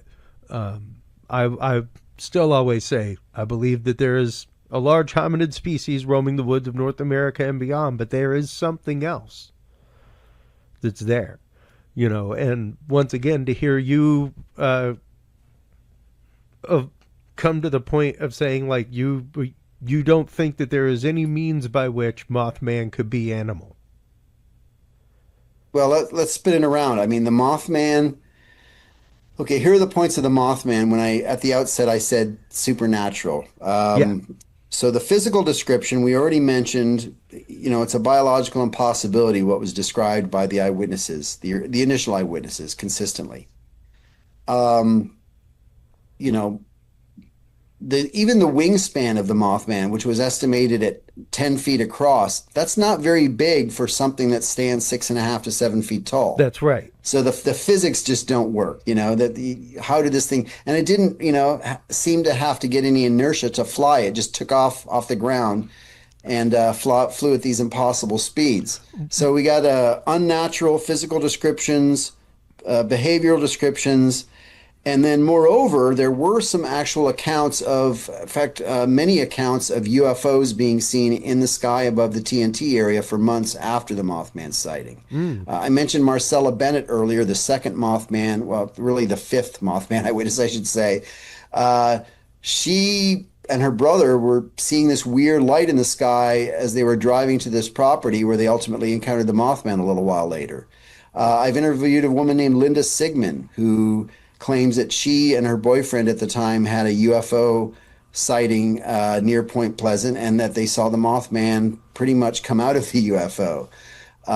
John Keel and Mary Heyer, who was a local journalist who kind of joined forces with him, spent many nights at the TNT area in the early part of 1966 and claimed they saw many UFOs. So, and we can go worldwide with this. I mean, there's sightings of UFOs in Mexico that have been associated with winged humanoid creatures and other places as well. So there's a definite inference of UFO activity or strange light phenomenon associated with creatures like the Mothman. And then we also have, these stories of eyewitnesses. Linda Scarberry and Marcella Bennett both claim that they developed some psychic abilities after their Mothman sightings, ability of foresight and things like that. And then you have the weird phone calls and the Men in Black visitations, It's just a whole ball of weirdness when you get into this Mothman stuff. And so it really kind of, at least if you're open-minded to the idea of a supernatural or a metaphysical explanation, whatever that represents. Some people are going to call it extraterrestrial. Some people say interdimensional. Some people say demonic. The underlying message there is it's not a natural phenomenon from this planet or reality. It's something that's kind of manifesting or visiting us or something along those lines. Passing through something like that, which is frightening in and of itself. The idea of something coming through from another dimension and then passing on to another one. Yes. So, and it is interesting to, and there are numerous hypotheses about that, things like that, in modern science. We know that numerous dimensions now exist, all kinds of things. So, but whether or not they are occupied or even large enough to be occupied, who knows? But the idea of this supernatural thing once again coming and giving warning of something, and I don't know if it would necessarily be a warning, but being seen before disaster. I guess it would be warning if you see it again and see it again and see it again. Let's start getting into some of the modern sightings since the collapse of the bridge, Ken, especially other winged cryptid sightings here in America. Yeah, well, of course, the most discussed winged humanoid flap since the Mothman incidents of the 1960s is the so-called Chicago Mothman that has been cited up to 200 times since 2017, according to researchers that I've interviewed. I haven't really done a lot of work into that particular case, but I've known Lon Strickler with the Phantoms and Monsters website began funneling me some of the early reports in 2017. Now, what happened was on April 15th, 2017, MUFON, the branch of MUFON up there in Illinois, received 3 different reports of a giant flying creature on the night of April 15th and the morning of April 16th, 2017. And ultimately, those accounts, MUFON was not able to follow up because the original eyewitnesses were, apparently as elusive as Mothman himself at some point. But other web researchers like Lon Strickler and I can't think of his name, Christopher, but the gentleman at UFO Clearinghouse. Well, anyways, another popular website. And then people like Tobias Whalen from Wisconsin got involved, Alice Jordan. So many people around the Chicago area and also adjoining areas in Illinois, Indiana, Wisconsin have claimed that they've seen this creature not that dissimilar from Mothman. Now, there is a lot of variation in terms of eyewitness descriptions from the accounts I've seen, but the most common description is a Mothman-like form, like a man-like figure with bat-like wings, standing about 6 feet tall, very slender build, and many people do describe the glowing eyes as well. There have been a number of sightings around the city of Chicago, which is surprising because it's obviously one of the largest cities in the country. And then we also have sightings allegedly around Chicago O'Hare Airport, right there on the edge of the city, by workers at the airport. Now, what is worth noting is that there has not, to my knowledge, been any type of catastrophe or calamity that has occurred in Chicago since this creature started appearing in 2017. So we do not have that, connection to make. But there is something going on. And again, people that are interested in this, I do write about it in my book, The Essential Guide to Mothman and Other Flying Humanoids. It's a new addition to the book. But I also interviewed a gentleman named Tobias Whalen, who's written a book called The Lake Michigan Mothman. He's kind of broadened the range of this creature, and he rightfully pointed out to me that there is reason to be skeptical about some of the accounts. A lot of them can't be traced down properly. There haven't been proper interviews done. The descriptions are vague. And also there has been kind of a population explosion of large birds in the Chicago area for whatever reason since just before these sightings occurred. Interesting. Particularly great blue herons. They've really, I guess, because they were driven out of other areas. So again, it's probably a composite identity thing. There may in fact be some kind of phantom creature at the root of these sightings, but no doubt there have also been misidentifications of large birds like herons and maybe just some made up fabricated stories that have kind of gotten thrown into the mix as well. But it is a pretty notable case in terms of the number of alleged eyewitnesses. Well, and especially that there is that continuing theme of the glowing eyes. And, it's interesting because there, of course, in Sasquatch research, Bigfoot research, there is the idea of eye shine. And the idea that it's not like a cat or dog's cones in their eyes, or I guess rods in their eyes that reflect the light back. It is a self-luminescence inside of the eye that is coming out. Yes, and the difference being, and of course you're right, some people have described Bigfoot Sasquatches as having these eye shine or reflective eyes, typically a reddish color. But in terms of the Mothman, the eyes are, very, very large in proportion to the body. Yep. 2 inches wide, 6 inches apart. But multiple witnesses describe these eyes as having this hypnotic effect, mesmerizing thing where it kind of put them into a trance. And so presumably the eyes are very and some witnesses even describe them as being kind of pop eyes or poppy eyes, like protruding. So they definitely seem to be, something different, in terms of, what we'd be used to in like an eye shine on a particular type of nocturnal species. Is almost, again, it's just another element of that high strangeness. Yeah. That supernatural aspect that these eyes, maybe they're not really eyes, maybe they're some people believe the Mothman is a mechanical thing, like other aliens have been, I'm sure the Pascagoula incident and the Flatwoods Monster. There have been many accounts of even the little grays. Some people think that they're robots, right? Yeah. They're not actual flesh and blood. So there's a lot of cool, kind of trails that we can take on this subject matter. Well, and especially whenever you're talking of being supernatural, paranormal,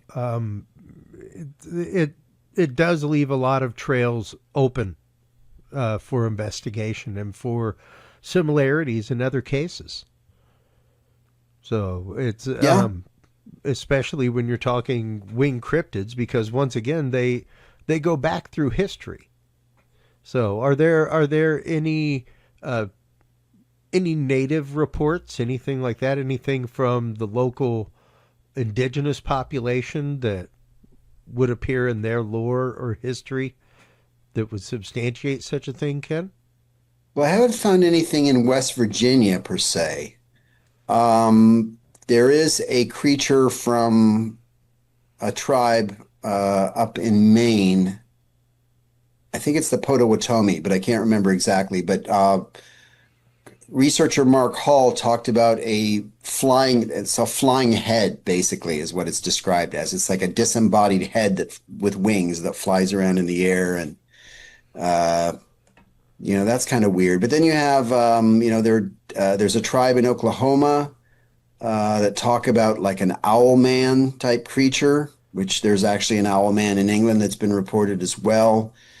There's a tribe in Alaska that also has a tradition of a half man, half owl that came down from the sky and ended up living on this little isolated island.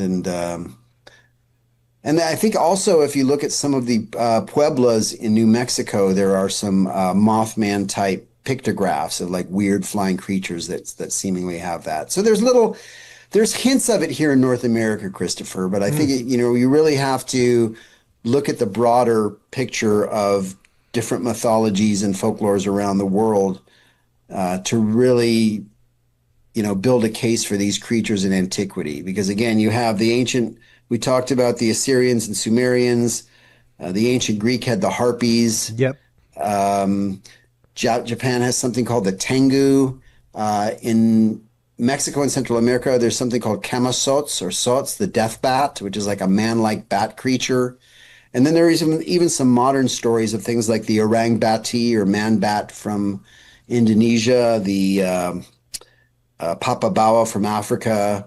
So it's really, you really have to start, looking at these things with a broad lens to look at all the worldwide legends. But as far as North America, I would say there are hints and traces, but not really a strong case for these creatures in that I've been able to uncover in different tribes. It's not like something like the Sasquatch or Thunderbirds, where you have a lot of like really strong legends and traditions involving these creatures. Interesting. Yeah. And I mean, of course, there's the Mayan bat god who was Mambat. Yeah. And when you start looking at things like that, once again, that's really just about all you can lean on aside from the accounts that have been given. Because, like you said, it's not like we can find any kind of biology to base this on. The way that the creature itself is described, sketched, everything else, biologically should not work. Yeah, those lineages, I mean, paleontologists trace back the lineage of birds to Archaeopteryx, which is one of the first ancestors of birds. That was a winged, I guess it was a reptile that eventually became a bird, right? It was kind of a transitional thing. That was, what, about 150, 200 million years ago. Humans, and actually our ancestors now, they can trace back to little possum-like mammals that were running around during the Jurassic and Cretaceous, right? So we're talking about a split that occurred, 150, 200 million years ago, where, the lineage that was going to evolve into birds went this way, and we went that way, along with other placental mammals, right? So there's no reason to think that evolution doesn't work in a way to where you would have these two ancient lineages separated by 150 million years would suddenly come together and you would have some kind of hybrid. Now, there are some other fun theories. Of course, we talk about mutations. Sure. The McClintock Wildlife Reserve, where the TNT area is located, has been labeled one of the 10 areas of greatest concern by the Environmental Protection Agency because of all these toxic chemicals that were being stored in these concrete bunkers for years and years. And there were some spills. There was an explosion in 2010. There was one of the bunkers exploded, and there was all kind of, they tested the water sample shortly after that and said, oh my God. So there are a lot of people there that think that the Mothman was some kind of science fiction mutation that, whether it's a bird or owl or something else that kind of rose up out of the toxic sludge. And then there's, you're always going to have that, element of, genetic manipulation. And is this some type of, top secret, is this something that was fabricated by the military or some secret organization? Are they playing with genetics and, creating kind of weird Island of Dr. Moreau types of hybrids? And another weird theory, Christopher, is that, the whole incident, at least the Mothman incident initially, was basically a government-controlled mind experiment where they basically fabricated this whole Mothman idea or put something out there to convince people in and around Point Pleasant that there was this monster. And there have been, I'm sure you've got some anecdotal stories on this too, but there have been examples of government and military entities around the world playing with the idea of creating a monster, right? The idea of a monster in order to create panic and mass hysteria or to control the population, stuff like that. Absolutely. So you get all these cool little, it's fun to speculate about. I mean, who knows? Well, and I mean, one of the things that we've talked about on the show for years and years that just came out in the headlines is the fact that, like, the military and alphabet agencies for years have used stories and conflagrations of UFOs and things like that to cover up actual programs. So it's like, yes, feed the story of the UFO sighting, keep feeding it, stoke it, and make sure it's believed really well, because as long as that's believed, then we can keep working on this program over here and we aren't divulging anything.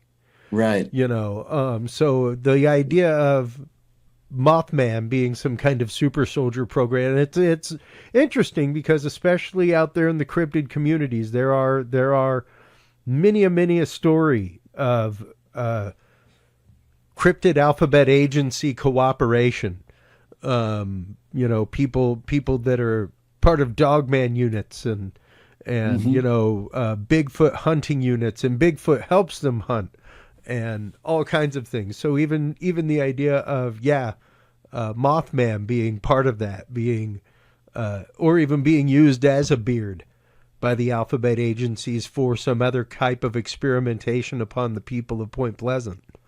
You know, Yeah, John Keel kind of, well, if you write, his writings were a teeny bit paranoid, in my opinion. He kind of felt like he was being followed and all these things were going on. But Linda Scarborough, toward the very end, one of her last interviews, when she was asked, what she thought the Mothman was, she said she thought the Mothman was basically a distraction that was invented to take everyone's attention away from the men in black. And she had all of these stories of people in and around Point Pleasant that had encountered these weird, we're obviously not talking about Will Smith and Tommy Lee Jones here, but something much more diabolical, which were very intimidating, seemingly non-human. They're very pale. They speak in a weird dialect that no one understands. They wear sunglasses and fedoras and drive around in these vintage cars that are in pristine condition. Most people that are into Fordiana will know the stories, but that was her belief. And I think John Keel, to some extent, planted that idea in her head that there was something going on, like you said, something going on over here that involved these men in black, and that the Mothman was put out there as kind of a distraction so people wouldn't notice what else was going on. Sure. And once again, we definitely did that. Like there was a whole town in Canada that we helped dose with LSD. Just to see what happened. It wasn't you and me. It wasn't you and me. I would in no way. You're talking about. I would in no way, shape, or form be that wasteful with that much acid. But in all sincerity, the idea that even the concept of mass hallucination, the idea of a point of mass hysteria taking over a town to the point that people start having sightings. There does become that psychological concept of once you have a hammer, everything looks like a nail. Yeah, well put. And that's always something that we have to deal with this kind of investigation period. Whenever you're talking cryptozoological, parapsychological, UFO, UAP, it is one of those that things have to pass through a different filter of rigor, in order to be called, quote, evidence in that kind of way.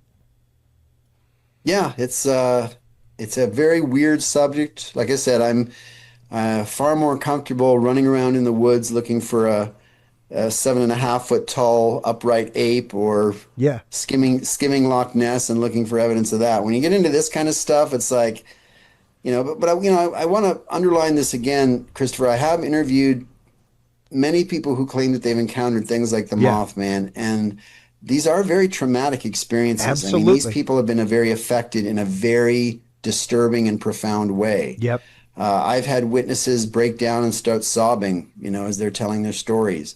It's been life-changing for others. They've had to immerse themselves in all kinds of books and, just obsessively researching, trying to figure out what it was that they experienced. Why were they chosen? A lot of these people have, a lot of the original Mothman witnesses went into hiding. They, were so traumatized by their experiences. Linda Scarborough was courageous and did interviews towards the end. Marcella Bennett would come out on occasion, but Stephen Mary Mallet pretty much disappeared. Didn't want to talk about it. My understanding is that Roger Scarborough, who has been silent for years and years, is finally resurfacing and saying that he wants to set the record straight and that something terrifying did happen to them. And even an eyewitness named Connie Jo Carpenter, who was almost abducted by men in black and had a Mothman sighting which caused her eyes to swell up and she got conjunctivitis. She disappeared for years and years. And apparently she, from my contacts up there, she is now about to come forward again. So, people just essentially these experiences, you can't even imagine. It's traumatic. It's a very chilling thing. And I don't care to encounter one of these things. Yeah, no. And that's something, a caveat that I give to anybody. I mean, especially if you're out doing paranormal investigation, things I'm not somebody to feel free to put an instrument out, but we don't need to be poking and prodding and asking questions. That invites something in a different way, things like that. And it's strange, once again, the way that these things affect the human psyche when they happen. It opens a whole new keyhole through which you view things, and the ontologic shock of losing your reality. The reality that you once knew to be no longer exists. Right. And that brings about questions of faith. That brings about all kinds of things that we ultimately intrinsically make up us. Right. So it's like when one of these things happens to somebody, it's a massive shock to the system. And some people can't write that system, sadly. It affects lives. It affects families. Like you said, people go into hiding, all kinds of stuff. So the example I normally give is all the books behind me from guests who have had experiences.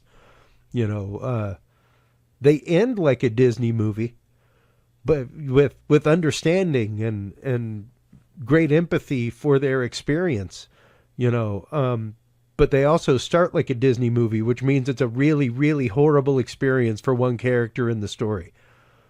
Like, it's very traumatic, so yeah, it's one of those, like, be careful kind of what you wish for.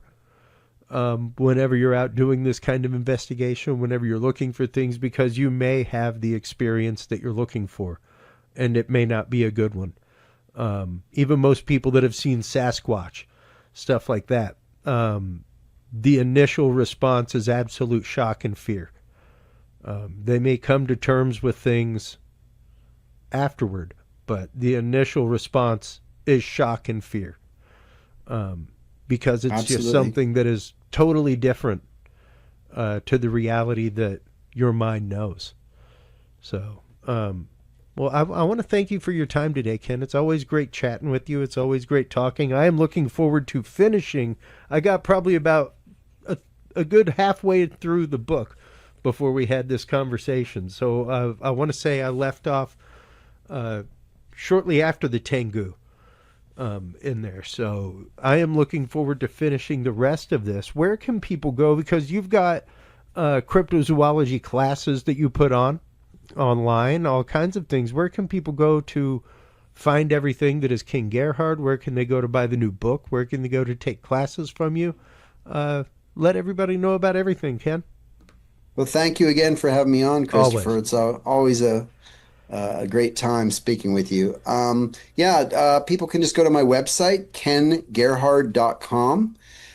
There's a link where you can get more information about my online cryptozoology course, which covers a full range of topics. And in fact, I just did a class on the Mothman.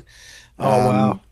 So that's brand new. And there's also now an online store where people can purchase copies of my books. It takes you to the Amazon links and so on and so forth. People can also contact me directly if they'd like a signed copy. I'm happy to do that.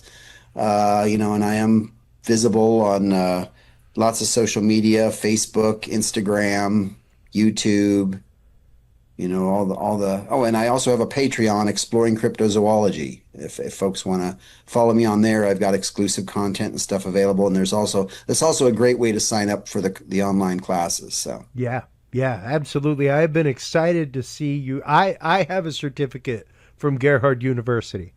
You do. You're an honor student. The only one that I've missed is the Mothman one, and it made me sad. I guess I was online and Anne was asking me something about it, and I was like, oh my gosh, I totally forgot that was happening today. I'm sad I'm going to miss that.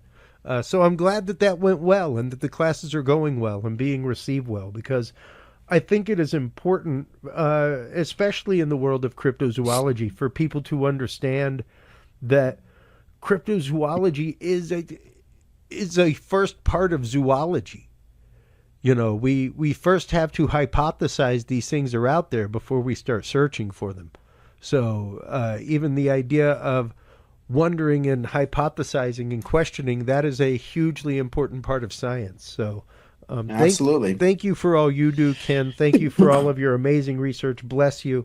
And bless you. Thank you so much again for your time. Hold the line real quick while we close things out with the audience, buddy. While you are Gotcha. While you are online checking out everything from Ken Gerhard over at kengerhard.com, everybody. Make sure to stop on by Curious Realm. CuriousRealm.com is where you can like, follow, subscribe. That is where you can find all of our episodes. That's where you can find all of our various forms of social media, where you can share things, where you can comment, all kinds of stuff. Also, make sure to stop on by Curious Research. That is where you can get your copy of the Field Observation and Encounter Log if you are an investigator in the world of paranormal, cryptozoology, or UFO, UAP field research. Make sure to get your copy of the Field Observation and Encounter Log. It is your back pocket data log for everything that you experience in the field while out on investigations or while taking experiencer reports. So thank you so much, everybody, for your time as always. Thank you for your open hearts, your open minds. That is what makes the conversation. And without the conversation, humanity does not march forward. So remember, take care of yourselves, take care of each other, and stay curious. We'll talk to you soon. Bye-bye. Thank you for tuning into this episode of The Curious Realm. Stay tuned for more guests, forbidden topics, and hidden truths. Follow us on social media by searching Curious Realm. To download the official Curious Realm app and view the Knowledge Vault, or become a sponsor of Curious Realm, visit our website at curiousrealm.com. Curious Realm is available on your favorite podcast and video services, curiousrealm.com, as well as KGRA Radio, APR TV, and the official Curious Realm app for Roku devices. Curious Realm is a proud member of the Ground Zero Media family of podcasts. For more shows and members-only content, visit groundzeroplus.com today. Thanks for listening. Stay curious, and remember, the other side is always watching.